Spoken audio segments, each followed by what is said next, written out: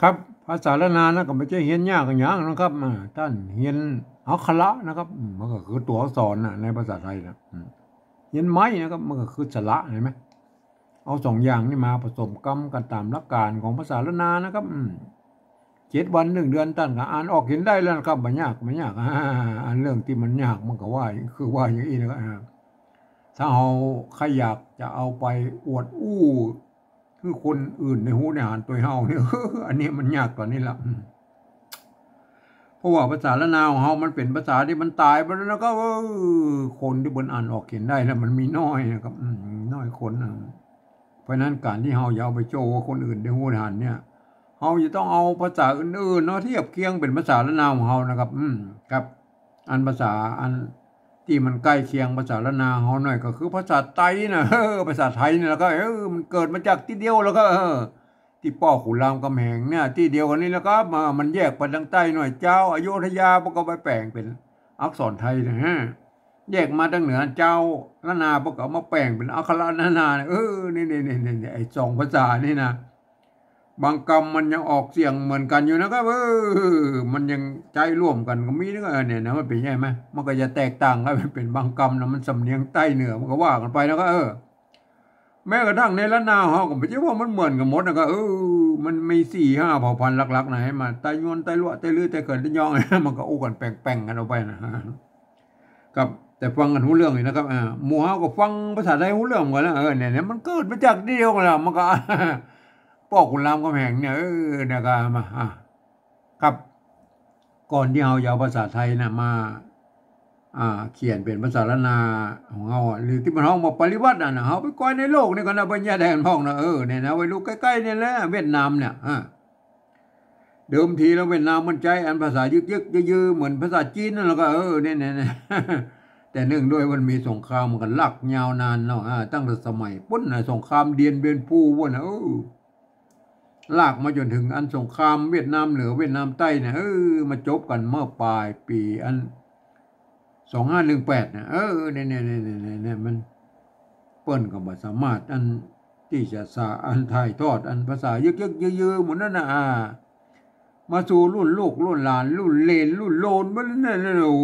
เนี่ยบ่เดี๋ยวลูกหลานเลนโลนมันอ่านบ่ได้เก็บได้ภาษาอันโบราณของเปิ้นน่ะเปิ้นก็เลยหันไปเอาอันนักสอนอาราบิกมาเขียนเป็นภาษาของเปิ้นก็นี่นะไปใส่จุดใส่หมวกใส่ขีดนี่หมดสะบะสะเบ็ดนั่นน่ะเพื่อไม่ได้ตามเสียงเปิ้นนะครับเนี่ยอันนี้คือลักษณะของปริวัติครับคือยืมภาษาอื่นๆมาเขียนเป็นภาษาของตัวเก่าแล้วก็ปรับปรุงเปลี่ยนแปลงก็ปริวัติที่เปิ้นเฮาว่าปริวัติจะใส่อันเครื่องหมายหยังก็แล้วแต่นะประดิษฐ์ขึ้นมานะก็เห็นมั้ยอันนี้คือลักษณะของปริวัติภาษานะเอาไปก่อนในยุโรปแล้วครับอันอย่างเช่นอันฝรั่งเศสเยอรมันยูเครนโปแลนด์รัสเซีย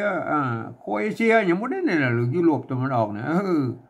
เปิดใจลักษณะของการปริวัติภาษากันทั้งนั้นครับเพื่อจะยืมเอาอักษรอาราบิกนะไปเขียนเป็นภาษาของเพิ่นครับไปใส่จุดก็ไม่ได้2 จุดก็ไม่ได้บางทีก็ใส่หมวกปิ้นหมวกโครเอเชียมันง่ายขึ้นนะมันปิ้นกับอันหมวกเวียดนามนะหมวกเวียดนามมันเป็นกรุ๊ปหุ้มลงมันคนละลายไปคนละลายคนละพวกใช่ไหมเนี่ยก็แล้วแต่ใบจะบดิษเครื่องหมายมากำกับไว้เนาะก็อันเนี้ยเพื่อมันมีความหมายว่าอันนั้นออกเสียงนั้นนะเสียงนี้เด้ออันนี้เนี่ยครับอันนี้ลักษณะของปริวัติเห็นไหมปริวัติภาษานะเอาไปก่อนในอังกฤษแล้วนี่ไปมันลายละนี่เพิ่นจะเอาอักษรอาราบิกไปเขียนเป็นภาษาของเพิ่นแบบโล้นๆเนี่ยแล้วเพิ่นบ่เอาอันอย่างไปสักอย่างเลยบ่เอาแบบโล้นๆนะแต่เพิ่นมีกฎเกณฑ์อยู่ว่าผ่านเสียงไปเลยนะครับเอาตามบริบทนะครับเขียนแบบเดียวกันนั่นแหละเป็นประโยคคำถามก็ออกไปแบบนึงเห็นไหมเป็นประโยคธรรมดาก็ออกไปแบบนึงนี่อันนี้คือลักษณะของภาษาอังกฤษได้ไหมเขียนแบบเดียวกันนะแต่ออกเสียงได้หลายเสียงนี่มั้ยเนี่ยมันก็เหมือนภาษาละนาของเรายุคต้นๆนะครับเพิ่นว่ามีไม่เอกไม่โทก็คือไม่เยาะไม่ขอจ้างนั่นน่ะเห็นไหมก็พันเสียงกันได้หลายๆเสียงเหมือนกันเนี่ยนี่เป็นลักษณะของภาษานะครับก่อนที่เฮาจะเอาภาษาอันไทยนะมาเขียนเป็นภาษาละนาของเฮานะเฮาควรจะมีอันหมู่เฮาเจ้าละนาเนี่ยมันควรจะมี ใจลักเกณฑ์ลักการอย่างที่เพิ่นตกลงกันไว้ว่าเนี่ยก็เอามายึดถือเป็นอันลักก่อนนะครับไม่ใช่ว่าอันต่างคนต่างเอามานะครับ10 คน10ความคิดมันก็เอาออกมาได้10 แบบเนี่ยคือต่างคนต่างเอามา100 คนก็100ความคิดมันก็ออกมาเป็น100 แบบมันก็แตกกระจายสูญสานไปหมดแล้วก็ผมเองเนี่ยผมใจหลักการของสภาวัฒนธรรมมหาวิทยาลัยเชียงใหม่นะเพิ่นตกลงกันไว้เมื่อปลายปี28ปูนนะครับนี่เพิ่นตกลงกันไว้ว่าอย่างนี้นะครับการที่เอาภาษาไทยนะมาสะกดเขียนเป็นภาษาละนาวของเฮานะเพิ่นบอกว่าก็ทำได้อยู่3 แบบหรือ3 รูปแบบนะครับอันแบบที่1นั้นเพิ่นจะเอาไว้สะกดเขียนบันทึกในหลักศิลาจารึกเอกสารสำคัญในโบราณนะเพิ่นจะเอาภาษาไทยเนี่ยไปเทียบเอามาทุกอักขระนะทุกไม้ทุกเครื่องหมายนะเห็นไหมเปิ้นบ่เว้นแม้กระทั่งไม่กงไม่กังไหลนะอันนี้เปิ้นปฏิบัติแบบละเอียดนะครับเฮามาอู้ถึงในรายละเอียดแล้วเพราะว่าเฮาไม่ได้ใจเฮาแบบที่2นี่ก็พอนะแบบที่2มันไหวนะครับ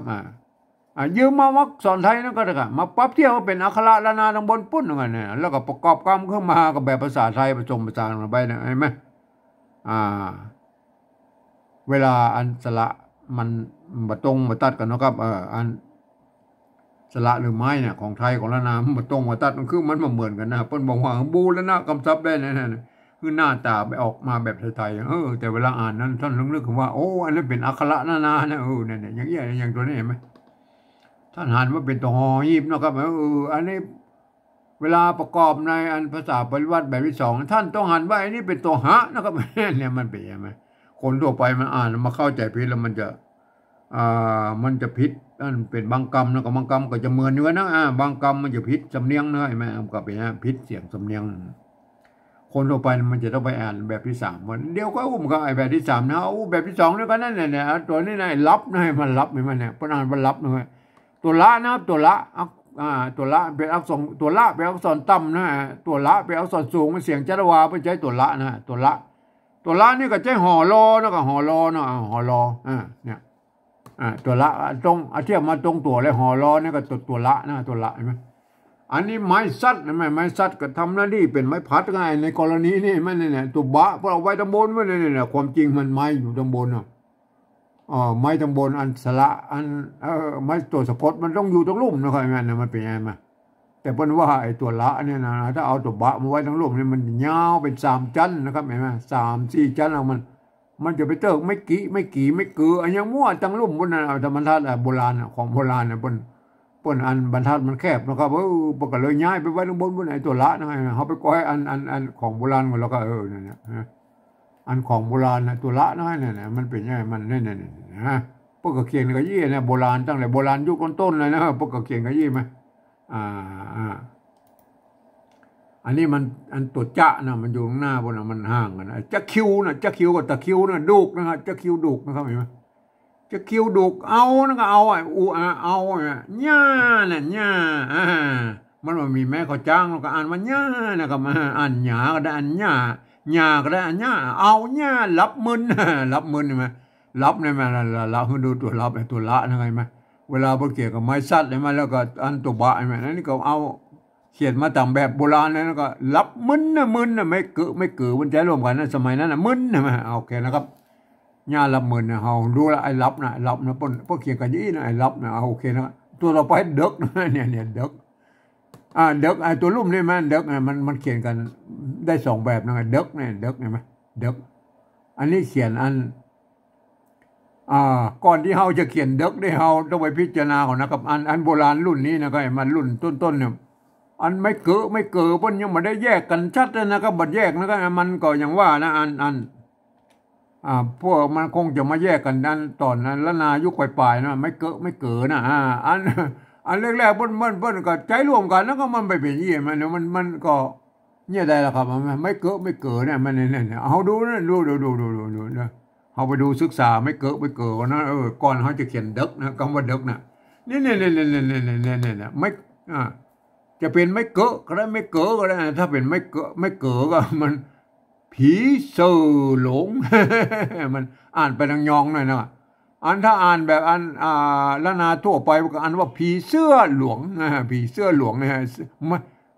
มันจะเป็นสระก็ได้สระก็ได้มันเนี่ยมันเป็นไง ป้นใจรวมกันนะผีเสื้อหลวงนะก็ไอ้มันเนี่ยเขาไปกอยอันที่มันเขียนแล้วก็เนี่ยอันน่ะถ้ากรณีเนี่ยมันเป็นอันสระเอือเนี่ยสระเอือใช่ไหมไม่เกลือเนี่ยใช่ไหมไม่เกลือน่ะเป็นไม่เกลือเปิ้นเอาอันเดือนเนี่ยมันตัวหน้าสะกดตัวบนพวกเขียนเป็นตัวละแทนอ่านว่าเดือนไฟอันนี้คือไม่เกลืออันนี้คือไม่เกลือบางทีพวกก็เป็นไม่เกลือใช่ไหมบางทีพวกเป็นไม่เกลือเนี่ยมันก็ยังว่าเปิ้นน่ะน้ำน่ะเอานะก็เอาใช่ไหมเอาเนี่ยเอานะก็เอาน้ำเนี่ยน้ำใช่ไหมตัวนาไม้กำก็เป็นไม้กำนะครับแบบไม้กำมนก็เป็นไม้กำน้ำน้ำอ่านว่าน้ำนะอันนี้เพิ่งไงแม่น้ำเพิ่งไม่ใช่น้ำเพื่องนะน้ำเพิ่งมันเป็นน้ำเพิ่งน้ำอ้อยพริกขิงมันเนี่ยเพิ่งไงแม่อันเพิ่งกรณีนี้มันเป็นไม้เก๋อแล้วใช่ไหมเปลี่ยนตัวกันย้อนมันเป็นหลวงมันเป็นเพิ่งมันจะเหมือนว่ามีไม้ก่อจังล่ะเห็นไหมมาดูตัวต่อไปนะเพิ่งเลยนะครับไม้อันเป็นไม้เก๋อใช่ไหมนะเขาไปดูตัวต่อไปเนี่ยอันยึงนี่มันยึงนี่มันนะเขาไปดูอันยึงนะฮะเนี่ยห้างเย็นเนี่ยเย็นเนี่ยอยนะตัวเย็นออกเสียงยอยักษ์ไทยงาจ้างนอแฮดเข้ายึงเนี่ยยึงไม่ใช่เนี่ยยึงเป็นไม่เก๋อเนี่ยไม่เก๋อใช่ไหมเนี่ยอันนี้ไม่เก๋อเนี่ยไม่ใช่ยึงนะครับไม่ใช่ยึงไม่ใช่ยึงไม่ใช่ยึงเป็นสระครับมาเอาโอเคนะดูตัวต่อไปแล้วครับดูตัวต่อไปแล้วก็อันนี้อันนี้ไม่เก๋อใช่ไหมสมัยนั้นเปิ้นไม่เก๋อเปิ้นบะหมี่ด้วยนะครับไม่เก๋อใช่ไหมเนี่ยไม่เก๋อใช่ไหมกินด้วยยาด้วยมันเป็นภาษาไทยภาษาละนาที่มันใช้รวมกันนะไม่ใช่ของภาษาไทยนะครับละนาพวกก็เขียนนั่นพวกก็ด้วยเหมือนกันนะพูดมัน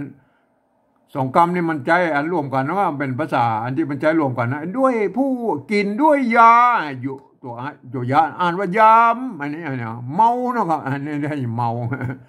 ตัดแล้วก็ตัดสะน้อยนะครับกินอันนี้เนี่ยมันไม่เก๋อเห็นไหมไม่เก๋อเพราะถ้าเป็นไม่เก๋อมันก็อ่านว่าเตอะนะครับกินเตอะมันต้องกินเตอะครับเขาถึงดูอันบริบทนี้มาตัวประโยคแล้วมันต้องกินเตอะครับกินเตอะมันจะกินเตอะนะมันกินเตอะมันใช่ต้องกินเตอะนะฮะแม่กินเตอะไม่เก๋อเนี่ยมันคนใจรวมกันนะก็ว่าเนี่ยสมัยนั้นไม่เก๋อมันยังไม่มีด้วยก็ท่านไปพิจารณากันนะก็เนี่ยอันนี้เนี่ยบางครั้งเนี่ยอันนี้เนี่ยไม่เก๋อมันจะรวมกันนะอันนี้เปลือกเห็นไหมเนี่ยเปลือกเห็นไหมมันเป็นอันนี้เป็นสระเอือทำแล้วใช่ไหมไม่ใช่สระเอือถ้าเป็นยองก็เปิกเนาะเปิกลมแรงเปิดลมแรงลมเปิกสั้นอะไรอย่างนี้เขาว่าไปนะถ้าเป็นทั่วไปเป็นเปลือกนะเปลือกเห็นไหมปุ่นใจรวมกันนะไม่เกลือไม่เกลือก็ไม่เกลือเนี่ยเปลือกลมแรงเปลือกสั้นเปลือกขี้เล็กเปลือกเห็นไหมอันนี้มันเผือกเห็นไหมเผือกเนี่ยเผือกเนี่ยเผือกไม่ใช่เผือกนะครับเนี่ยขี้เล็กเผือกขี้เล็กเผือกใช่ไหมนั่นมันเป็นยังไงเขาดูตัวต่อไปแล้วเนี่ยบางครั้งบนไอ้สระน่ะมันเนี่ยดุกเนี่ยอันนี้เนี่ยไม่ใช่เบิกนะครับมาไม่ใช่เบิกไม่ใช่เบือกนะครับเห็นไหมมันตัวปะป้อมนะครับเปลือกนะครับเปลือกเปลือกกังแดงเนี่ยเปลือกกังแดงมันเป็นเนี่ยมันยุ่งเหมือนกันนะไอ้ภาษาละนายมาอันนี้เปลือกมากนะครับเปลือกมากเห็นไหมเนี่ยตัวบะตัวปะป้อมบนใจปะป้อมเปลือกมากเปลือกมากเปลือกมากเปลือกมากดุกนะครับเปลือกมากดุกเปลือกกังแดงเห็นไหมปะป้อมนะครับเปลือกกังแดงเจ้านี้เอาเปลือกเอาเครือเอาเครืออย่างก็ว่าไปเนี่ยเปลือกนะดูว่าคำว่าเปลือกนะไหมเพื่อใช้อันตัวปะป้อมนะมันก็ยุ่งนะสมัยนั้นไงมามันภาษาพวกกันยังมาอันรุ่นนี้มันมาเพื่อนเอาภาษาอันอักษรบาลีมาเขียนแล้วก็ไอ้ตุกเพื่อนยังเขียนไอ้ตัวปะป้อมเขาได้ปะหางเงาก็ได้แล้วก็ได้ปะหางยาวเพิ่นสร้างมาใหม่นะครับเดิมทีภาษาบาลีมันมีก้าปะป้อมแล้วก็เนี่ยเพื่อใช้ร่วมกันนะเอาละหูแล้วนะครับหูละเป็นไม่เกลือนะครับทีนี้เรามาดูแล้วนะครับเราจะสะกดคำว่าเด็กแล้วนะครับเด็กใช่ไหมเด็กเด็กมันก็สะกดได้2 ลายอย่างนี้นะก็เนี่ยไอ้เด็กทั้งลุ่มเนี่ยมันเป็นยี่แม่เด็กทั้งลุ่มเนี่ยเด็ก เอาไม่เกิดก็นะก็ไม่เกิดเอาไม่เกิดนะไม่เกิดมาอันนี้ไม่เกิดนะครับอันอย่างอันไม่เกิดก็อันเด้อก็ได้อันเด้อก็ได้นะมันได้สองเสียงนะมันตัวอันตัวดะแบวส่วนกลางจะเด้อก็ได้อันเด้อก็ได้เด้อเอาอันใส่ตัวกาเหรออันนี้เขาผันแบบอันละนาแบบที่มันมีไม่เกิดแล้วนะครับเนี่ยอันโบราณเนี่ยเปิ้นบะหมี่นะไม่เกิดแล้วพวกอ่านว่าอันนี้ก็อ่านว่าเดิกก็ได้อันเดิกก็ได้เนี่ยมาเป็นก็เต้าเอี้ยนะแม่จะเดิกก็ได้จะเดิกก็ได้เนี่ยพวกเขียนเต้าเอี้ยนะแม่เนี่ยโบราณแต่เฮายุคปลายๆแล้วเฮาจะฮื้อพันแล้วมันถูกแบบนะครับถูกแบบอันภาษาละนาหน่อยไอ้ตามที่มันถ้ามันมีไม่เกิดสระเสียงสั้นเสียงยาวแล้วเนี่ยท่านจะทำอย่างไรก็อันนี้เดิกนะมันออกสะกดด้วยกะและบะแล้วมันจะออกเสียงเอกนะเดิกนะเดิกใช่ไหมจะฮื้อมันเป็นเดิกได้แล้วครับไม่ฮื้อมันเป็นเดิกก็เอาไม้ซัดใส่แล้วก็อันนี้เนี่ยไม้ซัดเนี่ยมันแน่บอกนะไอ้เนี่ยก็ใส่ตัวอีมันก็เดิกแล้วนะไอ้เนี่ยมันกดเสียงเอกไว้เป็นเสียงจัตวาเนี่ยเดิกใช่ไหมเนี่ยอันนี้ตัวรูปนี่นะลวดไปเลยนะเดิกใช่ไหมเนี่ยถ้าเขาเอาไม่เกิดนะครับสมัยนั้นมันยังมีแล้วไม่เกิดนะครับไหมอันไม่เกิดไหนไหมเนี่ยไม่เกิด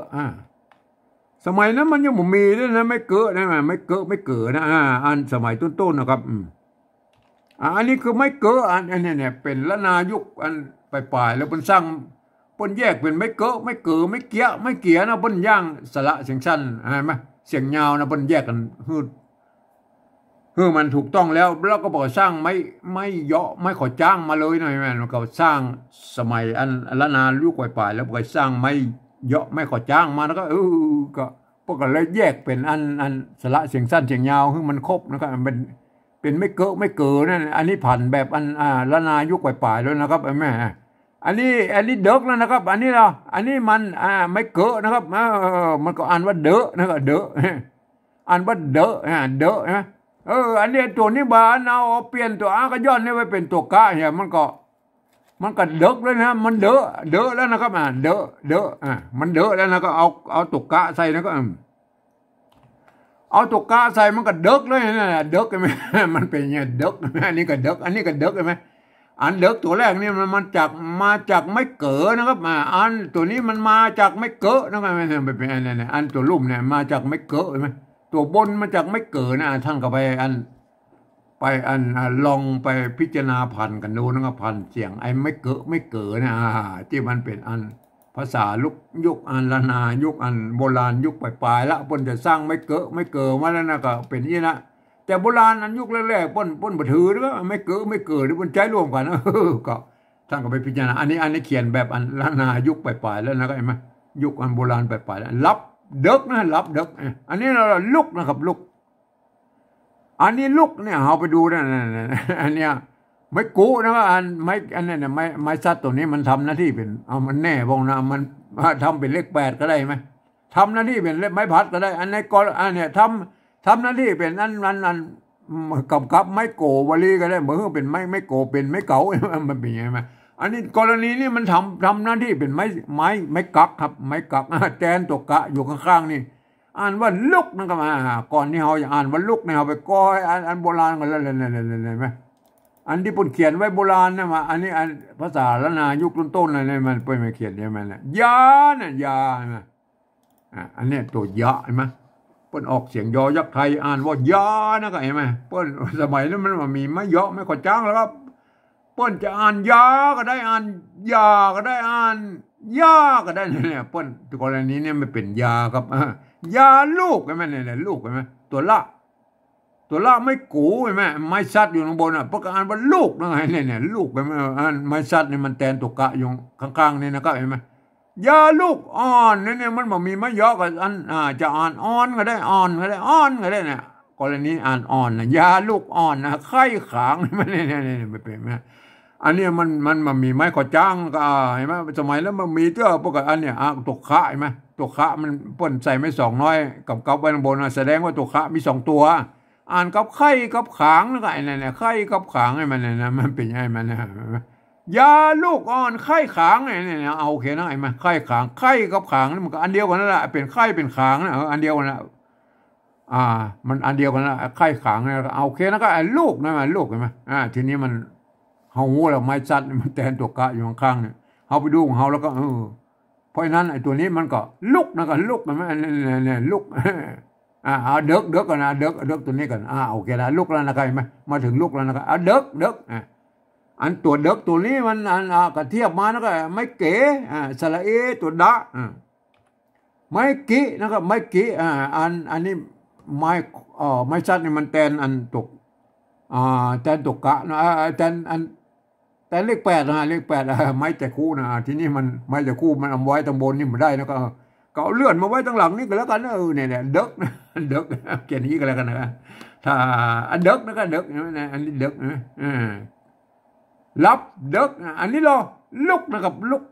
อันนี้ก็มาตรงตัวแล้วไอ้เด็กนี่นะครับเด็กนี่มาตรงตัวแล้วอันลุกนะครับตัวละไม่กุอันตัวอันนี้รออันตัวไม่ชัดก็คือตุกกะนะครับอันนี้อันบูรณะคำศัพท์นะครับบูรณะคำศัพท์นะลุกเนี่ยเอาบูรณะคำศัพท์ก็เปลี่ยนจากไอ้ไม้ชัดนี่มาเป็นตุกกะตุกกอไก่เนี่ยก็ลุกนะครับโอเคนะลุกรับเด็กลุกนะครับลุกเจ้าอันนี้ไม้เก่าครับไม้เก่าใช่ไหมนี่เจ้าใช่ไหมตัวจ้าปุ่นยืมตัวชอช้างนี่มาเป็นไอ้ตัวจอเนี่ยในภาษาละนามันมี2ตัวจ้าแบงค์ซอนสูงตัวจ้าแบงค์ซอนต่ำนี่เสียงตีไม่ใช่ตัวจ้าเนี่ยไม้เก่ากับสระเอาเนี่ยไม้เก่าอันนี้สระเอาไทยไม้เก่าโบราณเปิ้นอันเขาไปดูกันนะก็ไอ้แม่เนี่ยเปิ้นจะใช้ไม้กงอะไรไม้ซัดก็มีนะมาหรือมีหลายอย่างนะไม้เก่านะก็เขาไปดูไม้เก่านะครับโบราณโบราณเนี่ยเขาไปดูไม้เก่านะก็ตัวแรกนี่มันเนี่ยไม้เก่าปุ่นใจอันไม่กงเนี่ยมันใจไม่กงอันเนี่ยปุ่นใจไม่กงกำกับไว้เนี่ยนะถ้ามาอันมันจะเป็นไม้โกบลีนะอันว่าโตนะมันมีไม้อันกงกำกับไว้หรือไม่สั้นอะไรมันเนี่ยปุ่นอันนี้กรณีนี้ปุ่นฮื้อมันเป็นไม้เก่านะครับมาปุ่นอ่านว่าเต้าก็ได้อันเต้าก็ได้อันเต้าก็ได้กรณีนี้อ่านว่าเต้านะครับเต้ากันนะไงเต้ากันนี่มันตรงตัวอะไรกันฟักนะไงฟักก็ตรงตัวแล้วตำผงเนี่ยเต้ากันถ้าฟักตำผงเต้านะแม่เต้าอันนี้นะอ่านว่าเต้าเนี่ยไม่กงแล้วใจไม่กงนะตัวต่อไปแล้วก็ตัวต่อไปมาตัวต่อไปนาดไหมนาดไหมตัวนะไม่กาตัวดะนาดน้ำนาดน้ำอันนี้มันตัวปะนี่ไม่เก่าใช่ไหมกรณีไม่เก่าตัวนี้เป็นใจไม่สัตว์ใช่ไหมไม่อันตัวละพอเอามากั้มเฉยๆไม่ต้องไม่อ่านเบิ้ลนั่นก็มาน้ำเป่าน้ำเป่าใช่ไหมโบราณน้ำเป่าถ้าเป็นอ่านภาษาไทยเป็นน้ำเปล่าน้ำเปล่าน้ำเป่าอันนี้น้ำเป่าไม่เนี่ยมันเป็นใช่ไหมจะอ่านเป่าก็ได้อ่านเป่าก็ได้เป่าก็ได้เนี่ยโอเคนะครับใช่ไหมนาดน้ำเป่าแล้วก็มาเขาไปดูตัวต่อไปแล้วครับเอาตัวต่อไปแล้วก็อันนี้ใบเนี่ยมาเขียนแบบตะกี้แล้วเนี่ยกรณีนี่มันละกำใช่ไหมไม้เกกาก็เป็นอันมันป้นใจไม่ซัดก็เป็นไม่เก่านะก็อ่านเป่าก็ได้เป่าก็ได้ป่ะกรณีอ่านเป่าใบเป่าเห็นไหมไอ้ใบเป่าคือใบใบพืชชนิดหนึ่งเพิ่นเอามาแปลงยาใบเป่าต่องแตกนั่นใบเป่าเห็นไหมมันก็อ่านไปตาใบเป่าไงใบเป่าโอเคนะครับไหมอันไหมเขาไปรู้ตัวเราไปแล้วเนี่ยไม่เก่าใช่ไหมอันนี้เปิ้นห้องว่าไม้เก่าหอนึ่งเนี่ยไม่เก่าหอนึ่งใช่ไหมเนี่ยเป็นใช่ไหมเอาหักมุกหลวง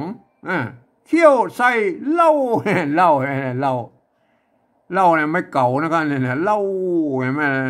ไม่ใช่ว่าอันเอาไปเขียนอันป่ายบรรทัดนะไม่ใช่นะมันบอกปอก็เลยเปลี่ยนอันใส่ไม่เก่าหอนึ่งอย่างนี้นะครับไม่ใช่ไหมอันนี้มันกลางบรรทัดปกติใส่เหล้ากินอันอย่างก็ว่าไปเนี่ยโอเคนะเหล้าไม่เก่าหอนึ่งมันสมมติว่ามีไม้ขอจ้างนั้นเหล้าเนี่ยไม่เก่าหอนึ่งนะเขาไปดูตัวต่อไปแล้วมันเหล้านะพวกก็เขียนกันได้หลายๆแบบบางครั้งพวกก็เขียนแบบธรรมดาเนี่ยดองเหล้าเอาไหมดองไหมดองเหล้าไหมเหล้าบางทีพวกก็เขียนที่ไหมมันมีไม้ขอจ้างอาจจะอ่านเหลาก็ได้อ่านเหล้าก็ได้เหล้ากรณีอ่านเหล้านะดองเหล้าเอาอย่างกักยาอย่างก็ว่าไปแล้วกันเนี่ยดองเหล้าใช่ไหมคือดูอันไม่เก่าแล้วก็อันไม่เก่าหอนึ่งนะไม่ใช่ว่าปุ่นก็เขียนก็เหล้าอย่างเดียวนะอันตัวอื่นพวกก็ใส่นั่นแหละมืองิ้ว ก็อ่านกล้องอะไรกล้องก็ได้นะนิ้วกล้องอันนี้เข้าเนี่ยเข้าเขาก็ได้เข้าเขียวเห็ดก็ดังเนี่ยเข้า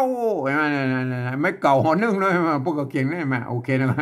เอาไปดูแล้วไม่เก่าแล้วหูแล้วนะครับหูละหูไม่เก่ามันมีหลายอย่างนะครับอันนี้เปิ้นอันกรณีนี้เปิ้นเอาใส่อันเปิ้นเอาไม้ซัดแล้วครับไม้ซัดอันไม้ซัดนี่ก็จะเป็นที่นิยมมัน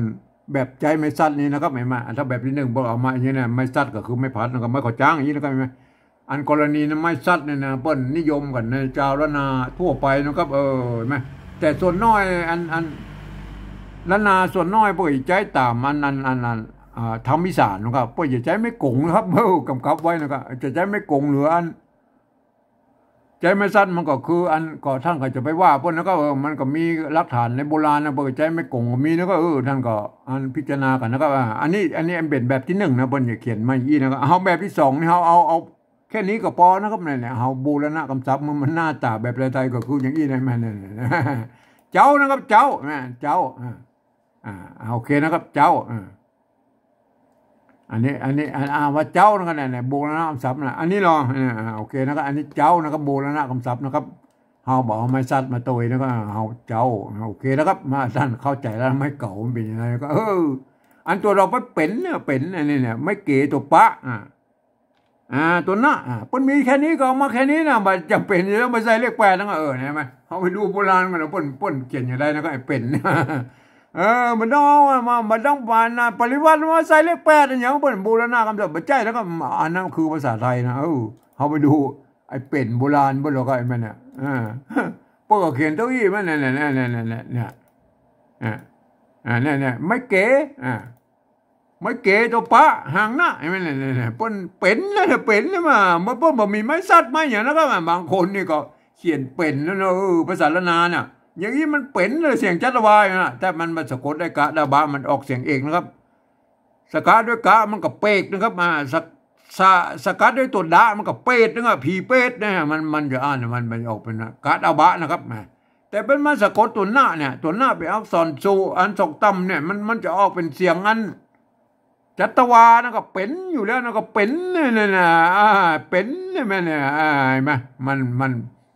ท่านมันต้องมายุ่งอย่างพวกเขียนตัวอีนแล้วก็เป็นแล้วก็เป็นแล้วมันต้องไปใส่ไม่ซัดอย่างเปิ้นแล้วก็เนี่ยบางคนใส่ไม่ซัด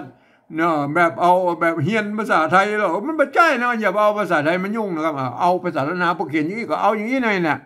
พวกเขียนมาตั้งแต่โบราณเป็นแล้วเนี่ยเป็นนะครับโอเคนะครับเขาก็ไปดูโบราณเป็นลมก้อนอันนี้ลมเนี่ยเป็นลมเห็นไหมอันนี้ลมตรงตัวละจะล้มก็ได้อ่านล้มก็ได้ล้มเนี่ยกรณีอ่านเป็นลมนะอันเนี้ยจะอ่านก้อนก็ได้อ่านก้อนก็ได้อ่านเป็นก้อนในต้องเนี่ยต้องนะอันนี้ต้องนะมันจะเหมือนไม่ก่อจ้างละเป็นลมก้อนในต้องนะเอาอย่างนั้นก็ว่าไปเนี่ยก้อนเนี่ยลบเป็นแล้วก็โอเคนะเอารู้ว่าเป็นแล้วเอาเป็นแล้วโอเคนะปุ่นมีตัวนี้เขาก็เอามาตัวนี้นะเป็นเอาเป็นอันนี้เราเจ้าไม่เก่านะครับอันนี้มันตัวจ้าเห็นไหมนะเสียงตรีมันใจตัวจ้านะเสียงโทพิเศษเนี่ยโทเมืองมันใจตัวจ้าเห็นไหมมันเป็นยังไงนะตัวจ้าเห็นไหมเนี่ยตัวจ้าอันนี้มันใจตัวจ้านะครับเห็นไหมอันเนี้ยเจ้าอันเนี้ยที่อันภาษาเสียงในภาษาไทยปุ่นบอกมีปุ่นเขียนได้แค่เจ้านะครับท่านก็ไปท่านก็ไปปฏิวัติกันเอาเองแล้วก็ท่านก็สุดแล้วแต่ท่านจะอันเนี่ยเจ้านะครับกับโบราณคำศัพท์เหมือนกับเจ้าเนี่ยนะครับเห็นไหมอันนี้เจ้ามันเป็นยี่ไหมไหมท่านลองเทียบเขาดูนะต้องหันเป็นตัวจ้านะครับอันนี้เป็นตัวจ้านะครับมันต้องหันไปอย่างนี้นะเจ้ากับเจ้าเนี่ยมันแบบตัวต่อไปตัวต้าไหมต้านนะครับต้านตัวต้าพ่นยืมตัวตอนะก็มี2ตัวแล้วมันก็เหมือนตัวจ้าเนี่ยตัวจ้ามี2ตัวตัวจ้าสูงตัวจ้าส่วนต่ำอันตัวตอในภาษาไทยแล้วนะพวกก็มี2ตัวตัวต้าส่วนสูงตัวต้าส่วนต่ำเนี่ยเสียงโทปกติมันใจตัวต้าเนี่ยนะไม่เยอะไม่กาวงอย่างน้อยก็สระอาเนี่ยตัวหน้านะกันน้องหนูอันนี้เนี่ยอ่านว่าต้านนะไม่ใช่ท่านนะกันเนี่ยเฮาไปกอยอันไม่กาอันโบราณมาแล้วเนี่ยเฮาก่อนเนี่ยเฮาจะใจไม่กาเนี่ยเฮาไปดูอันไม่กาโบราณเมื่อเขียนกันอย่างไรนี่ก็เนี่ย อันไม่กล่าววงเนี่ยมากใช่ไหมมากบ้าเนี่ยมากบ้านะไหมเครือเนี่ยเครือมากบ้าเครือจุ้งจาลิงเนี่ยเห็นไหมเครือหมากบ้าเครือจุ้งจาลิงไอ้บ้าก็ได้บ้าก็ได้บ้ามันนี่เป็นหมากบ้านะเครือหมากบ้าไอ้ตัวบ้านะครับใจไม่กล่าววงนะครับเอาดูตัวต่อไปแล้วก็ดูตัวต่อไปแล้วก็อันเนี้ยทาตุนะครับทาตุใช่ไหมทาตุกับธาตุนั่นแหละก็ใช่ไหมทาตุจักอันนี้จะใช่ไหมไม่สัตว์ก็เป็นไม่กักตัวนะครับแทนตุกะอยู่ตรงรูปนี้การว่าทาตุจักไข่ดองเล่าเอาอย่างก็ว่าไปนะไข่ตัวขะมันรับไอ้เจือกไอ้มัดไอ้นี่หน่อยนะมันก็ต้องอ่านว่าไข่นะครับมาทาตุจักไข่ดองเล่าเอาอย่างก็ว่าไปนะไอ้ทาเนี่ยทาไม่กับตัวที่สองแล้วนะครับเห็นไหมอันตัวที่สามแล้วก็อันเนี่ยตัวกะนะครับตัวกะไอ้ยาเนี่ยนะตัวยามันยาเสียงคาอันนี้ตัวกะละหงป้นมันมีละหงอ่านเป็นเสียงคอนะครับเห็นไหมยาเสียงคาแดงเนี่ยคาเนี่ยตัวคาแดงก็ว่าไปนะไอ้ไหนไหมตัวกะนะครับตัวกะใจละหงด้วยไหมเนี่ยเห็นไหมอ่านตัวต่อไปแล้วครับตัววะครับอ่านตัววะแล้วนะครับตัวที่สี่แล้วตัววะเห็นไหมอันนี้เนี่ยสวัสดเห็นไหมสวัสดแล้วสวดคาถาสวดคาถาอันนี้มันอันนี้ตัวตะนะครับเห็นไหมอ่านว่าเต้านะครับอ่านว่าเต้าก็ได้อ่านว่าเต้าก็ได้อ่านเต้าก็ได้นะอ่านเต้านะครับตัวนี้อ่านว่าเต้าอันตัววะไม่กล่าววงอ่านว่าก็ได้อ่านว่าก็ได้อ่านว่าก็ได้นะเห็นไหมเต้าว่านะครับเต้าว่าสามเครือปู่จาอย่างก็ว่าไปนะโอเคนะเต้าว่านะไหมว่านะว่าตัวว่านะใครไหมได้มา5 ตัวแล้วนะได้ครบเลยแล้วก็ไหมโอ้แล้วมันยังโผล่มาตัวแล้วเข้ามาเนี่ยโอ้ไม่ใช่4 ตัวได้4 ตัวโทษที ตัวที่5ก็ โทษทีนะไอ้ตัวใน5ไอ้เนี่ยตัวตะนะครับบดกับน้ำน้ำนึ่งเป็นปั่มเปลือกขามฝนตกตาไหมตกตาใช่ไหมตกตามาตกตาไอ้ตาตัวนี้ตัวตามันใจไม่กล้าวงไหมมาเอามาดูตัวไปอันนั้นได้5 ตัวแล้วนะครับได้5 ตัวแล้วนะครับอันตัวบะตัวทะตัวกะตัววะนะครับตัวตะนะครับแม่เนี่ยเอามาได้6 ตัวแล้วนะมันไม่แถมตัวนะมันแถมก็มาเนี่ยมันเป็นถ้าไปดูนะไม่กล่าววงเลยเนี่ยหญ้าคำห้อยหญ้าคำห้อยตัวข้าอ่างยาวเนี่ยอันไม่กล่านี่มันประกอบกับอันไม่กล่างมนเป็นไม่กำนะถึงแม้จะเป็นไม่กำก็ใจไม่กล่าววงมันไม่แบบนี้หญ้าคำห้อยอะไรหญ้าคำห้อยกลายเป็น6 ตัวแล้วนะครับอันที่บนใจกันในโบราณนะปะกันอยู่6 ตัวแล้วนะไงมั้ยเขาไปดูตัวเราไปแล้วก็เนี่ยบางเตื้อปนก็เกี่ยงกันอย่างมันเนี่ยบ้านนะไอ้หญ้าหวานบ้านไอ้หญ้าอย่างมั่วที่มันมาปลูกที่บ้านนะบ้านกำต้นปุ่นน้ำจิ้งกินตาหายอันนี้ตาตัวนี้เพิ่น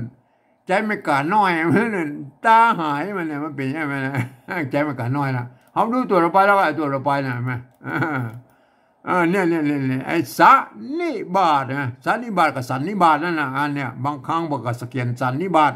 บางครั้งบอกเห็นสานิบาตนะวินก็เวียนหัวนั่นแล้วก็บาทใช่ไหมตัวบะใช่ไหมป้นใจไม่กล้าน้อยเนี่ยท่านก็พิจารณาไม่กล้าน้อยไม่กล้าป้นบางครั้งบอกเขียนไม่กล้าน้อยบางเรื่องก็ใจไม่กล้าวงท่านอย่าไปคิดนะครับอันนี้อ่านว่าต้านนะต้านใช่ไหมเนี่ยตัวตะต้านอันนี้เหรออันนี้อ่านอันนี้ในกรณีนี้มันเขียนไอ้ตั้งหลายนะครับตั้งหลายนี่เขียนได้หลายแบบนะครับตั้งหลายนะไอ้ตังนะครับตัวตะอันนี้ตัวตะนะอันนี้ไม้อันไม้มันตอนแรกมันเป็นไม้กางบนนะครับอันเลยมันมีตัวซ้อนเนี่ยก็เลยกลายเป็นไม้กางไหล อันนี้เพิ่นพัฒนากันน่าจะเป็นอันภาษาละนายุคปลายๆแล้วก็เพิ่นพัฒนามาเป็นตั้งหลายนี่นะเขาไปก้อยนะไอ้เขาจะเขียนตั้งหลายนะเขาไปก้อยนะก็อันหลักฐานในโบราณก็บ่มีแล้วก็เฮาไว้ก้อยอันที่เพิ่นตกลงกันไว้เมื่อปลายปี28แล้วก็ของสภาวัฒนธรรมมหาวิทยาลัยเชียงใหม่แล้วก็เห็นมั้ยนั่น นี่เอาไปดูนั่นน่ะตั้งหลายนั่นน่ะตั้งหลายนั่นอันนี้ปนใจไม่ซัดก็มีนะก็เนี่ยไม่ซัดใช่ไหม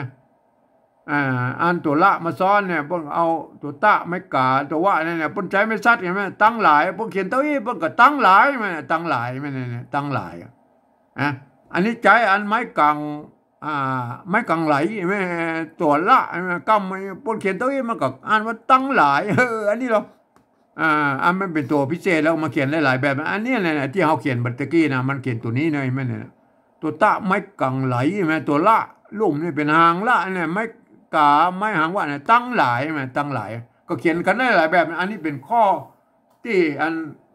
ในข้อตกลงปลายปี28ของสภาวัฒนธรรมมหาวิทยาลัยเชียงใหม่นะก็พวกกับ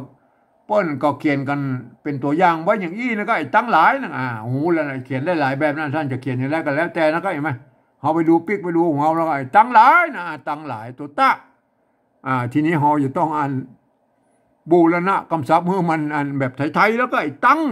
หัวตั้งนะเนี่ยอันนี้อ่านว่าตั้งนะไม่ใช่ทังนะไอ้ตั้งหลายทีนี้มันหลายแล้วมันถ้าเอาเขียนตัวอี้มันเป็นตั้งลายนะก็มันแบบไทยๆด้วยตั้งหลายตั้งหลายหลายโอเคนะนี่บูรณะตั้งหลายนะได้โอเคนะครับได้แล้วนะครับได้แล้วนะไอ้วรรคแรกนะรับเด็กลูกเจ้าเป็นเจ้าต้านตั้งหลายเอาตัวต่อไปแล้วครับตัวต่อไปตัวต่อไปรับนะครับรับบ่มีปัญหาแล้วรับนะครับรับรับตัวละนะครับไม่ชาติตัวบะนะครับบะรับนะครับมาไอ้ตั้งหลายนี่ก็บูรณะคำศัพท์นะครับโอเคแล้วไอ้ตั้งหลายนะครับบูรณะบูรณะคำศัพท์มันหน้าตาแบบไทยๆนะก็ไอ้ตั้งหลายตั้งหลายโอเคนะครับต้นมาปนก็เขียนอย่างอี้นะครับแต่เขาบูรณะมันเป็นอี้ตั้งหลายมันอ่านได้นะครับไหมอันนี้เรารับนะครับรับเด็กนะครับอันนี้เด็กกับอูดตะกี้อะไรเด็กนะอันนี้มันไม่เก๋ตัวดะไม่กี้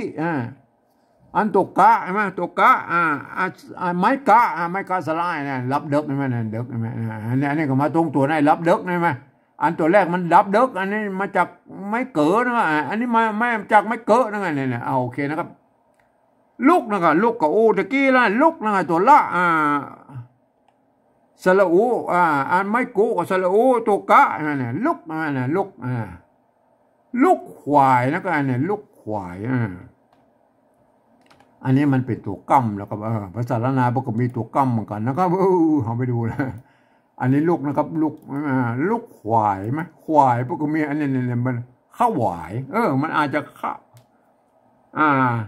ถ้ามันอ่านเป็นข้าวหวายนะมันขวายนั่นแหละลูกขวายกับลูกอันลูกจ้านะลูกขวายเนี่ยมาเอาไปดูอันนั้นตัวกั้มเนาะอันตัวกั้มอันโบราณนั่นตัวกั้มโบราณเนี่ยมันพวกก็อันพวกก็มีหลายตัวอยู่นะครับอันตัวกั้มเห็นไหม5 พักควายรับมึนมันเนี่ยกล้วยตีบเนี่ยกล้วยเปิ้นอ่านว่ากล้วยเปิ้นเขียนตัวเองเปิ้นบ่มีละกรรมนะครับเปิ้นกล้วยตีบเปิ้นเขียนตัวเองนะเปิ้นเบาละอันมาซ้อนเพราะอันหยังครับเพราะว่ามันจะล้นกันนะมันเป็น3ชั้นนะครับ3ชั้นทั้งรูปนี่มันจะล้นบรรทัดแล้วก็ใช่มั้ยไอ้ควายมั้ยตัวว่ากำตัวข้าหางยาวนะควายรับมึนควายข้าวายควายเนี่ยก็ใช่มั้ยเขาดูตัวต่อไปแล้วไอ้ตัวกั้มไหนไหมเนี่ยอันตัวกั้มอันตัวข้าหางยาวนี่เหมือนกันไอ้5 แขวงบักแขวงเนี่ย5 แขวงขาห้วยไหมไอ้ของเขาไม่เป็นตัวขานะมันถ้าเป็นเอาตัวขามันจะกับขาควายนะครับควายไหมไอ้ตัวขามันเป็นอันอักษรทรงตัวขาอันนี้เป็นอักษรต่ำนะครับเห็นไหมมันกู้กันนะไอ้ตัวขากับตัวขานี่นะครับเห็นไหมงูน้อยเนี่ยงูก็ว่าอย่างเนี้ยขาค่ายงูน้อยเคี้ยวกินเนี่ยน้อยงูน้อยเคี้ยวกินเนี่ยก็ว่าไปแล้วก็เห็นไหมเนี่ยควายนะก็แขวงเนี่ยมันเป็นใช่ไหมเอาดูตัวต่อไปแล้วก็เนี่ยพวกก็ยังมีนั่นเนี่ยข้าวเนี่ยเห็นไหมไอ้ข้าวเนี่ยหญ้าขัดรับบึนกล้วยเนี่ยกล้วยกรณีเพิ่นใส่ไม่ซัดอะไรตะกี้ผมมีไม่ซัดเลยกล้วยตีบกล้วยอันนี้กล้วยตัวนี้เพิ่นบ่ใส่ไม่ซัดเลยมั้ยกล้วยตีบกล้วยข้าวนะข้าวมั้ย เปิ้นเอาตัวว่ามากำเลยข้าวความจริงภาษาก็ได้ตัวว่านะเปิ้นก็อ่านว่าข้าวนะไงไหมภาษาตัวว่าก็อ่านว่าข้าวอันนี้มาข้าวข้าวเปิ้นเอากำให้หน่อยมันเป็นยังไงมาตัวกำนะเปิ้นเอาว่ามากำมันม่วนนะไงไหมอันตัวต่อไปแล้วไอ้ตัวอันที่มันกำเนี่ยมันเนี่ยแล้วแม่แล้ว ตัวแลนั่นก็เห็นไหมตัวแลพวกเขาเขียนได้2แบบนะครับถ้าเขียนแบบนี้ก็ห่างมันขึ้นไปอีแล้วก็ตวัดไปอีนั่นได้มาบางทีพวกก็เขียนก็ห่างมันขึ้นไปได้น้อยมันอีพวกก็ม้วนเป็นวงกลมนี้ก็มีนะก็สุดแล้วแต่นะครับมันตัววะมาใส่เปิ้นอ่านว่าแล้วนะอันนี้มันเป็นตัวพิเศษนะตั้งสมัยโบราณตรงนั้นสมัยมาเดียวนี่เอาแล้วมันมาใส่แม่ขอจ้างด้วยมันก็ก็มันไม่ใช่ผิดแบบเปิ้นนะก็เห็นไหมก็ก็เขาบอกว่ากันแล้วเอาเปิ้นว่าเอาเขียนแล้วอันนี้แล้วโบราณนะแล้วโบราณใช่ไหมเปิ้นเขียนตัวอีกกันแล้วนะครับอันนี้เนี่ยสวดนะตัวสะนะครับกำตัววะใช่ไหมเปิ้นอ่านว่าสวดแล้วก็สวดกะถานะสวดกะถาก็สวดนั่นแหละสวด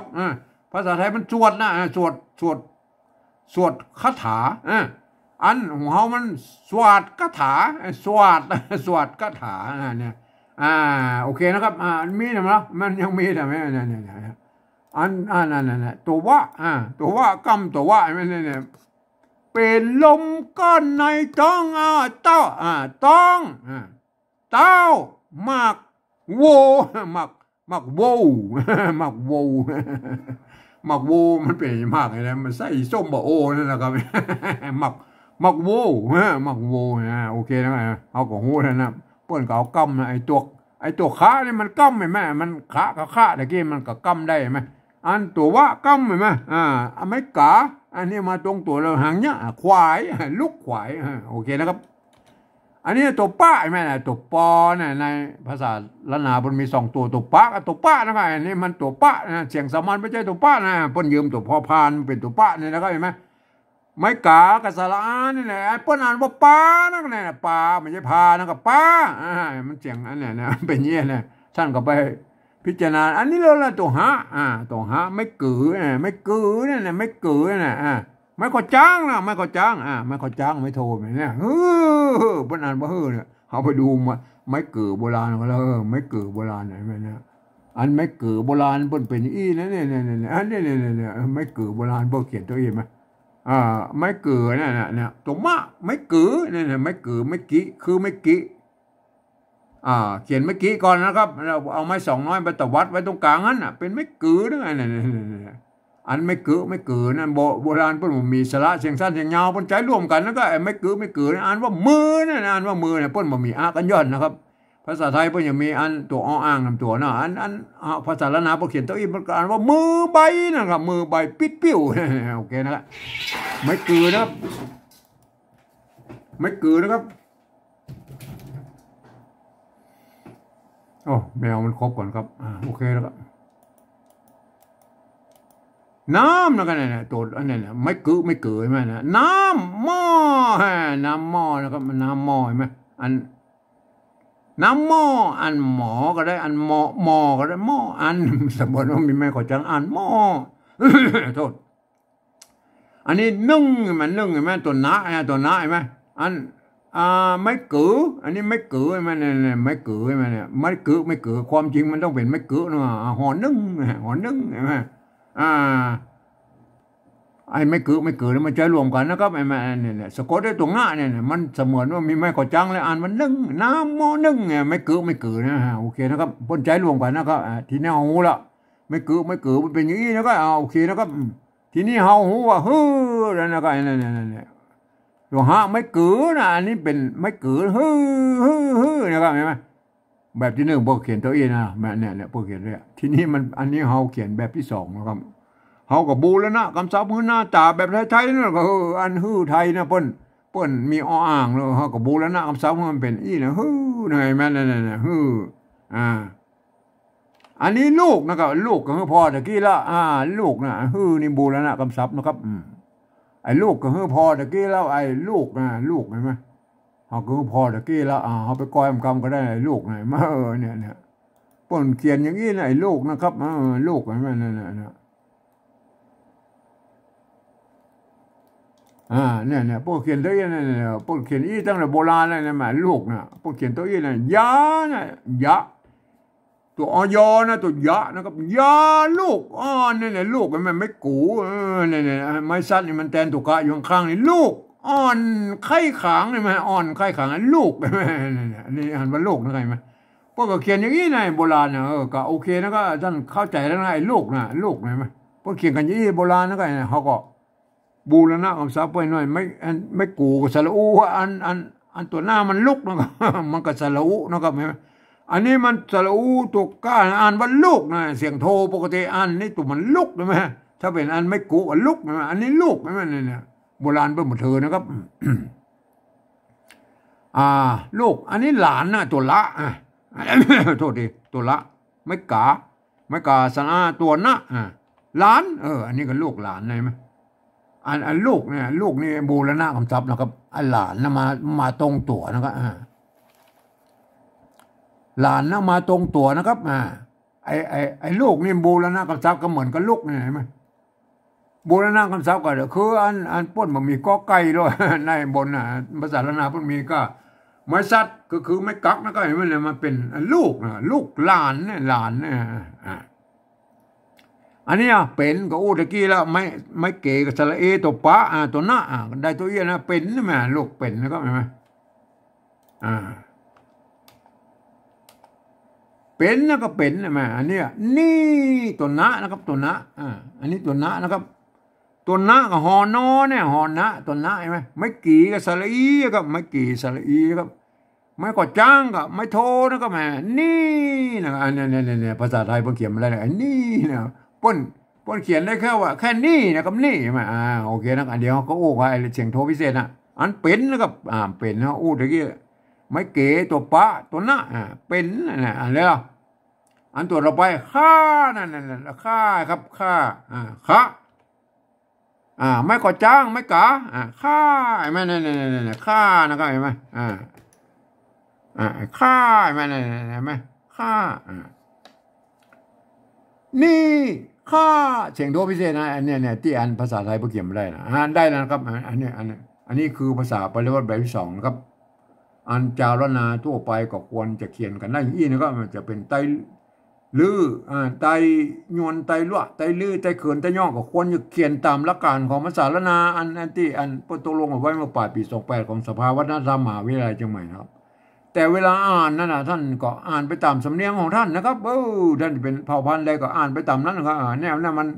ควรจะเป็นสื่อกลางของอันภาษาละนาของเรานะครับอ่านภาษาปริวัติแบบที่สองเนี่ยเห็นไหมเวลาอ่านนะท่านก็อ่านเป็นอันนี่เนี่ยเป็นภาษาละนาแล้วตัวละตัวดะตัวละตัวจะนั่นตัวปะใช่ไหมตัวจะใช่ไหมเนี่ยตัวตะใช่ไหมเนี่ยมันต้องเห็นเป็นภาษาละนานะครับครับวันนี้จะอ่านแบบอันสำเนียงเชียงใหม่ไตยวนนะครับเชียงใหม่ไตยวนอ่านไว้อย่างนี้นะครับรับเด็กโทษทีรับเด็กลูกเจ้าเป็นเจ้าต้านตั้งหลายต้านนะครับไม่ใช่ท่านนะต้านตั้งหลายรับเลิกลูกควายปลาฮื้อลูกหลานเป็นนี่เป็นข้านี่มันเสียงโทพิเศษเสียงโทพิเศษนะเจ้าเสียงโทพิเศษไหนไหมเดี๋ยวก็แบบที่3หน่อยไหมอันนี้อ่านได้นี่ข้าเจ้าไหมรับเลิกลูกเจ้าเป็นเจ้าตั้นตั้งหลายรับเลิกลูกควายปลาฮื้อลูกหลานเป็นนี่เป็นข้านี่นะเอามาถึงแบบที่3เลยนะครับอันแบบที่3เนี่ยปนว่านะครับตามอันข้อตกลงปลายปี28ของสภาวัฒนธรรมมหาวิทยาลัยเชียงใหม่นะก็ปนตกลงไว้ว่านะครับปนตกลงไว้ว่านะครับอันปนบอกว่าฟังเอาเสียงภาษาละนาทางบนปุ้นก็เนี่ยภาษาละนาทางบนเนี่ยปนเปล่งเสียงออกมาได้เลยก็เอาภาษาไทยเขียนไปจะนั่นแหละปนตัวเอี้ยนะครับปนตัวเอี้ยแต่พวกก็เริ่มเกิดไว้เนาะภาษาไทยมันเป็นระบบ5เสียงนะครับเนี่ยป้นมีแค่ไม่เอกไม่โทไม่ตีไม่จัตวาเนี่ยป้นกับพันได้อันนั้นกาเห็นไหมเนี่ยอันนี้มันป้นพันได้ตัวเย็น5เสียงนะอันภาษาละนาป้นมีอัน6เสียงนะระบบ6เสียงนะป้นแบ่งเป็นอักษรสูงอักษรต่ำนะป้นเปลี่ยนกันเยาะเปลี่ยนกันสั้นเห็นไหม มันจะได้กากากากาเนี่ยกาเนี่ยโปรพิเศษมันเพิ่มมาตัวไอ้กากากาไอ้กากับกานี่เต้ากันแน่มันไอ้กาเนี่ยมันภาษาไทยมันมีนะไอ้เสียงโทพิเศษเนี่ยท่านก็ไปพิจารณากันเอาเองนะไม่ใช่เอาเปิบเอาขี้ตัวเอานะก็ไอ้มานะก็เอาตามอันเสียงเวียดนามที่เปิ้นใหญ่ๆอะไรก็ว่าไปนะเอาไปดูแล้วนะเอาแบบที่3เนี่ยเขาฟังฟังนะฟังภาษาละนาตำบลบนนะครับเขาว่าไปตัวนั้นนะครับเขาเขียนไปนะอันนี้จะเขียนแบบสำเนียงเชียงใหม่แต่ยวนนะครับอ่านว่ารับนะครับเห็นไหมตัวแรกว่ารับนะครับเนี่ยรับออกเสียงจัตวานะรับเห็นไหมอันนี้เหรออันนี้เนี่ยแบบที่2กันรับนะครับรับมันตัวละนะก็ไม่ซัดนะตัวบะเนี่ยรับอันนั้นแบบที่3นะครับอันนี้เอาเขียนง่ายๆนะเพราะว่ามันหลายบรรทัดนะครับเทียบมันเลยนะไอ้ไหมรับนะครับอันนี้ภาษาไทยเนี่ยแบบตัวเนี้ยอันตัวนี้เปิ้ลอันภาษาไทยเปิ้ลออกเสียงอ่านว่าหลับนะครับอ่านว่าหลับไหมเจ้ามันเป็นรับได้แล้วครับมันเป็นรับได้แล้วครับก็ใส่ไม่จรวาว่ามันรับเห็นไหมก็ตามแนวทางของเวียดนามมันเห็นไหมเนี่ยตัวนี้เห็นไหมตัวนี้เป็นห้องว่าปริวัตินะครับปริวัติตามแนวทางของเวียดนามนะครับใส่ไม่จรวาครับไม่เนี่ยรับมันรับครับเนี่ยถึงแม้ว่ามันจะผิดหลักการของภาษาไทยอันบางจริงบางอย่างเนาะสระอันแบบนี้มันไม่ใส่ไม่เอกไม่โทไม่ตีจัตวาแล้วก็อันนี้มันเป็นเขาก็ยกเว้นอันมุนั้นไปแล้วก็เขาเอาแบบเวียดนามแล้วก็เขาก็โอเคนะเขาเอารับนะรับใส่ไม่จัตวาอย่างนี้ไหมได้แล้วนะกันรับนะตัวต่อไปนะเด็กนะก็เด็กอันแบบที่2พวกอันว่าเด็กนี่นะอันแบบที่3ด้วยเนี่ยเนี่ยเปิ้ลอ่านว่าเนี่ยตัวนี้เปิ้ลอ่านว่าเด็กนะเด็กจะให้เป็นเด็กได้แล้วก็เด็กก็ใส่ไม่จัตวาแบบเดียวกันเนี่ยรับเด็กไม่เนี่ยเด็กไม่เนี่ยรับเด็กไม่เนี่ยโอเคนะครับไหมอันนี้ก็ปริวัตินะครับตามแนวทางของเวียดนามนะเปิ้ลจะเอาเสียงจัตวาใส่ไม่จัตวานะเขายืมอันเวียดนามนะเปิ้ลเอาใส่จุดใส่หมกใส่ขีดนั่นเนาะเปิ้ลก็เอาสร้างบรรยุกสร้างเครื่องหมายมาใส่แล้วก็เขามาสร้างเขายืมเอานะครับยืมเอาไม่จัตวาเปิ้ลมาใส่นะก็รับเด็กนะครับรับเด็กนะอันตัวต่อไปแล้วครับเปิ้ลออกวันลุกนะครับภาษาละนาเนี่ยอ่านวันลุกนะอันเนี้ยแบบภาษาแบบที่2นี่เราเปิ้ลอ่านวันลุกนะครับอันนี้แบบอันนี้ตัวแบบไทยเปิ้ลอ่านไว้เลยอ่านวันลุกนะเนี่ยลุกเหมือนกันอันนี้ลุกนี่มันเต้ากันแล้วก็ให้ไหมเนี่ยภาษาไทยภาษาละนามันบางครั้งมันก็เสียงมันเต้ากันนะบางเสียงมันเต้ากันลุกนะครับมันก็ความหมายก็เต้ากันในลุกเป็นก็มันเกิดมาจากเดียวกันแล้วก็บางคำมันใช้ร่วมกันอยู่แล้วก็มันลุกตัวต่อไปนะครับเจ้านะครับอันเจ้านะครับภาษาละนามันเจ้านะครับอันนี้ก็ตัวจ้านะครับเนี่ยไม้ก็จังอ่านว่าเจ้านะครับอ่านว่าเจ้าเนี่ยตัวนี้อ่านว่าเจ้านะครับเนี่ยเมาดูไอ้แบบที่3แล้วก็อันนี้เนี่ยตัวนี้เปิ้ลอ่านไว้เลยเนี่ยเปิ้ลอ่านว่าเช้าเปิ้ลอ่านว่าเจ้าท่านต้องเอาจอจานมาเขียนแล้วนะมันเป็นเจ้านะครับไอ้แม่เจ้ามันเป็นเจ้าได้แล้วครับเนี่ยเอาจอจานมาเขียนแล้วเนี่ยเจ้าสะกดไว้ละเจ้าทีนี้มันสะกดได้ละอันตัวจอจานเนี่ยเป็นอักษรกลางนะแบบกจดตบปน่ะเป็นอักษรกลางแล้วไม่สระเอาใช่ไหมโอเคนะมันด้วยสระไม่สระเอานะมันก็ผันได้สายเสียงเจ้าเสียงสมานก็เจ้าใส่ไม่เอกเจ้าเจ้าใช่ไหมใส่ไปโทเจ้าใช่ไหมเจ้าอันนี้มันเจ้านะครับเสียงโทปกตินะเนี่ยไอ้เจ้าเพเนี่ยอันนี้มันเจ้ามันเจ้านะอันนี้มันเจ้าเสียงโทพิเศษมันตัวจ้านะอันนี้มันเจ้าครับเจ้านะเจ้ามันเป็นเจ้าได้แล้วครับก็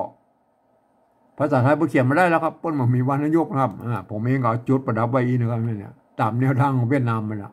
ผู้เอาจุดเอาหมวกขีดอันนี้หมวกใส่แล้วเนี่ยผมเองเอาจุดใส่นะก็ไม่เป็นไรเจ้าเสียงโทพิเศษได้ไหมวัดประสิงห์บรรทว่าอันเสียงตีเพี้ยนนะครับเนี่ยไปใจตัวเอียงนะครับเนี่ยไปอย่าเสียงตีเพี้ยนโทเมืองอย่างเจ้ามันก็คือเสียงโทอัน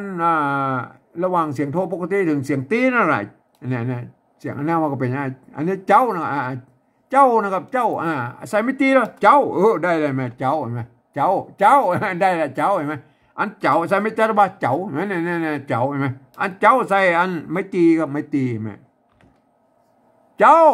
รับเลิกลูกเจ้าเนี่ยเจ้าแม่เสียงตีนั่นเนี่ยเจ้าได้แล้วนะครับอันนี้ตัวเราไปเป็นก็เนี่ยเป็นภาษาละนาเป็นก็อันนี้ปกติว่าเป็นไม่เก๋ตัวปะตัวหน้ามาเป็นอันนี้แบบที่แบบนี้หรออันนี้ภาษาไทยพูดว่าเป็นก็เป็นใส่ไม่เลข8ลงไปเป็นเหมือนกันเป็นเสียงสั้นเลยเป็นมันเป็นมันบอกเป็นนะครับเนี่ยได้เอานี่เนี่ยก็พันกันไปเป็นก็เนี่ยเป็นแม่เป็นแม่ได้แล้วนะแต่เป็นนี่ก็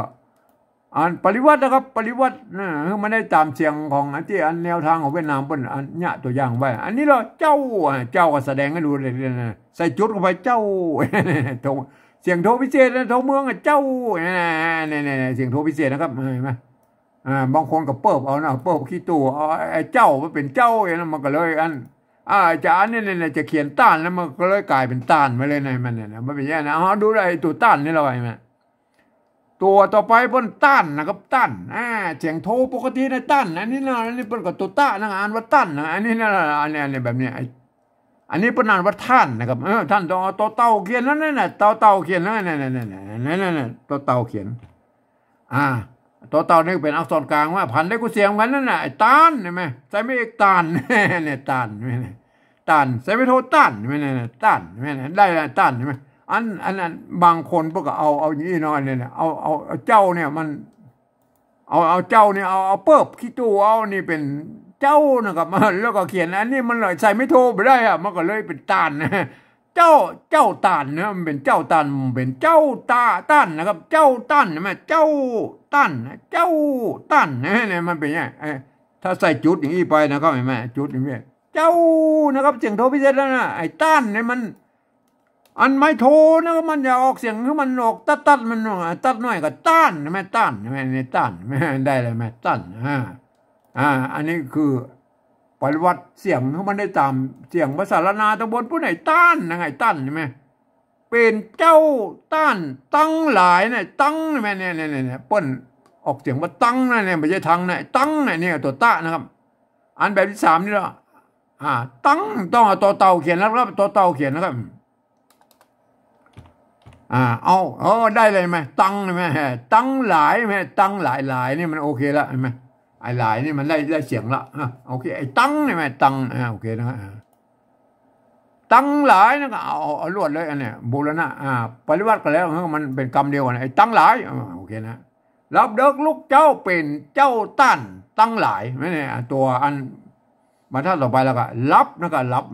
ใส่ไม่เจรวาเพื่อรับรับก็ใส่ไม้จารวาแล้วก็แม่เด็กนะครับเด็กแล้วอันตะเกียมาอันนี้มันเด็กะอย่างกระมูนะเอาเด็กแบบอันเฮาก็ตะกี้ละเด็กนะเด็กแม่เด็กรับเด็กนะรับเด็กโอเครับเด็กมันเป็นยี่นะก็แม่เอาแบบอันเวียดนามเปิ้นเอาตามเสียงไปเยอะเปิ้นจะเขียนไม่ได้ตามเสียงของเปิ้นก็ได้ตามอันก็ว่าไปนะลุกนะครับลุกนี่มันตัวต่อไปลุกนะครับลุกนี่แบบมีปัญหาแล้วมันเหมือนกันลุกขวายขวายก็มีปัญหาแล้วขวายมันก็เหมือนกันหลงขวายนะลุกขวายมันออกเท่ากันลุกขวายนี่แล้วก็มันลุกขวายนะไอ้ควายนี่มันเต้ากันลุกขวายนี่แล้วก็ไอ้แม่ควายนี่มันเสียงเต้ากันนะเขาก็บอกต้องมันยุ่งบนแล้วก็ที่มันยุ่งไว้ตัวต่อไปแล้วก็ตัวอะไรอันเปิ้นภาษาละนาเปิ้นปลานะก็ปลาเห็นไหมอันนี้เหรออันนี้พวกอ่านว่าปลาแล้วกันเนี่ยตัวปลานะครับอันนี้เนี่ยหรออันแบบที่3เนี่ยพวกอ่านว่าพานะก็พาอันนี้ว่าพาต้องเอาปลาเขียนแล้วก็เอาปลาเขียนนะปลาได้ละเสียงสมันได้ละอันนี้ได้แล้วนะเสียงสมันนะปลานะก็ปลาใช่ไหมอันนี้ได้ปลาอันตัวต่อไปแล้วครับมันเสียงโทพิเศษใช่ไหมอันนี้ตัวหะนะครับไม่กือนะไงเนี่ยเนี่ยเสียงโทพิเศษอันนี้ตัวหอหีบสระนะไม่สระไม่โทนะมันเป็นเสียงโทพิเศษได้ก็ใส่จุดเข้าไปเลยเนี่ยแหละเนี่ยนะครับเสียงโทพิเศษเนี่ยตัวต่อไปลูกนะครับเป็นลูกอันแบบที่2นี่พวกกันลูกเอาลูกใช้ใส่เรามันเต้ากันใช่ไหม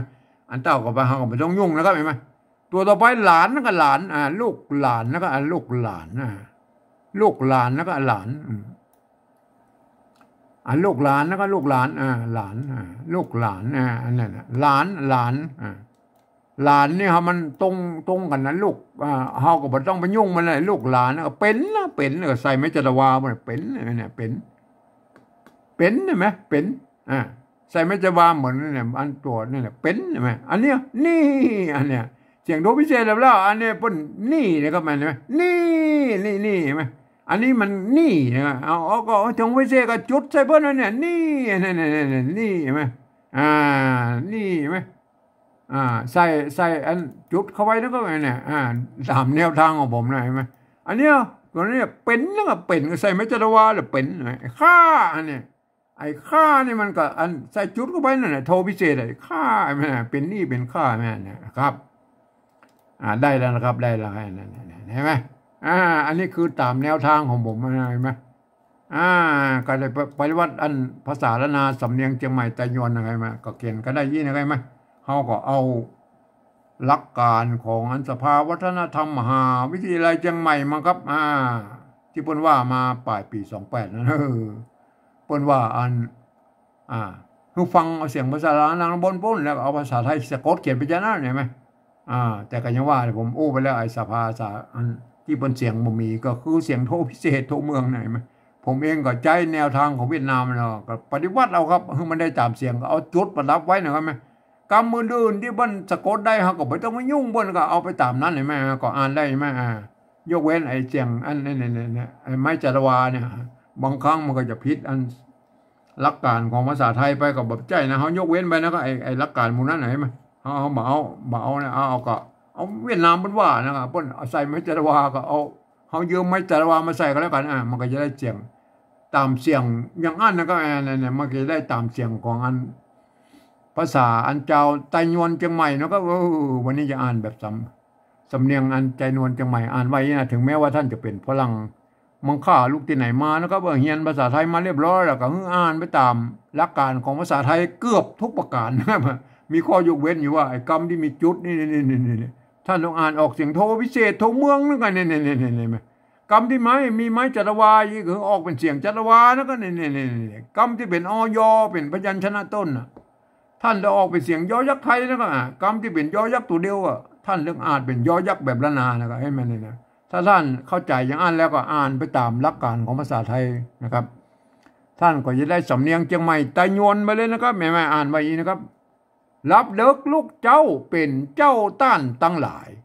รับเด็กลูกขวายปลาฮื้อลูกหลานเป็นนี่เป็นข้าเนี่ยอันนี้คือสำเนียงเชียงใหม่ไต้หวันนะครับเห็นไหมครับอันภาษาปฏิวัติแบบที่3นั้นก็อันถ้าหากท่านเปลี่ยนอันสำเนียงอื่นๆก็ท่านก็ไปคิดค้นกันเอาเองครับแต่อันภาษาปฏิวัติแบบที่2เนี่ยควรจะใจร่วมกันได้นะครับถึงแม้ว่าจะเป็นไต้หวันไต้หลวไต้ลื้อไต้เกินก็ควรจะเขียนกันได้แบบนี้นะครับว่าเพื่อมันได้เป็นศูนย์กลางของอันภาษาละนาของเรานะครับเนี่ยอันนี่นะมันแต่เวลาอ่านนะท่านก็อ่านไปตามสำเนียงของท่านนะครับแต่วันนี้จะอ่านแบบสำเนียงเชียงใหม่ไต้หวันอ่านไว้นะครับรับเด็กลูกเจ้าเป็นเจ้าต้านตั้งหลายรับเด็กลูกขวายปลาฮื้อลูกหลานเป็นนี่เป็นข้านี่โอเคนะ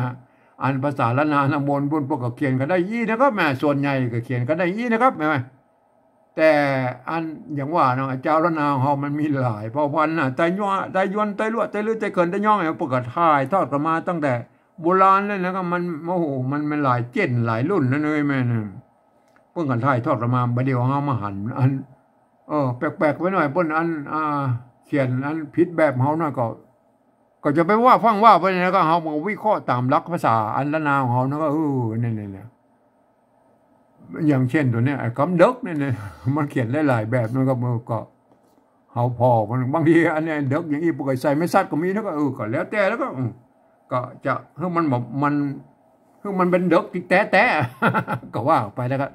ผมก็วิเคราะห์ดูแล้วไอ้ไม่เกิดมันเป็นยังไงนะไอ้แม่ก็ดูแล้วนะก็อย่างเช่นอันนั้นเจ้าเนี่ยเจ้าเห็นไหมบางทีมันใจไม่กงก็สุดแล้วแต่นั่นก็อย่าไปว่าเพิ่นไอ้ลูกเนี่ยไอ้ลูกกับลูกเนี่ยลูกกับลูกเนี่ยบางทีเพิ่นไม่เพิ่นบ่ใส่ไม่ซัดเพิ่นใส่ตัวกะตัวก๊อกก็โอเคนะครับมันก็แล้วแต่ท่านไอ้ตั้งหลายเนี่ยตั้งหลายมั้ย ผมก็บอกนะดูเลยแหละว่าไอ้เนี่ยอัปเปิลก็เก่งกันได้หลายแบบนะครับเนี่ยนะมันก็ตามอันสภาวัฒนธรรมมหาวิทยาลัยยังไหนประกอบอันโชว์ให้ดูแล้วนะครับไอ้ตั้งหลายมันเขียนได้หลายแบบนะอย่างก็มาตุดไม่กล่าววงเนี่ยเห็นไหมก็เห็นไหมจะใช้ไม่กล่าวน้อยไม่กล่าววงก็สุดแล้วแต่ผมก็อันแสดงให้ดูแล้วนะครับเห็นไหมครับอันก็คงจะเขียนกันได้หลายๆแบบอยู่นะแต่ถ้ามันอ่านกับหัวเรื่องก็เอาแล้วนะครับโอเคนะครับวันนี้จะอ่านอันแบบสำเนียงเชียงใหม่แต่โยนนะครับอ่านไว้อย่างนี้นะครับรับเลิกลูกเจ้าเป็นเจ้าต้านตั้งหลายรับเลิกลูกควายปลาฮื้อลูกหลานเป็นนี่เป็นข้า อันนี้คือสำเนียงเชียงใหม่แต่โยนนะครับครับครับอันวันนี้มันเป็นอันปริวัติภาษาอันเอาภาษาไทยมาเขียนนะครับ